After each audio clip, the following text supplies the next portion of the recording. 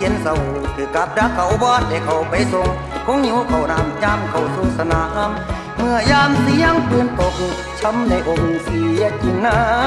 ให้รีจู่โจมมาเวทนาเพื่อนด้วยกันเมื่อกี้คุยกันอยู่เพียงชั่วครู่สู่สวรรค์บางคนตายเป็นพลันไม่ได้ยินเสียงครวญครางบางคนร้องหาแม่ลูกตายแน่หมดหนทางพอสิ้นเสียงครวญครางร่างอนาถขาดวิญญาณเป็นการราวีที่ข้าอยู่แนวหน้าแสนทรมานต่อสู้อยู่แฟนกันดานถ้าได้กลับบ้านก็นับว่าบุญมีใจผีพวกแก้วมันแย่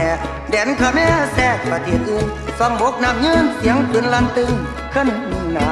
แม่อยู่เฮือนเพื่อนสัตว์ตื่อคือปืนถืออยู่บุญคำบุญสู้สิคืนบ้าน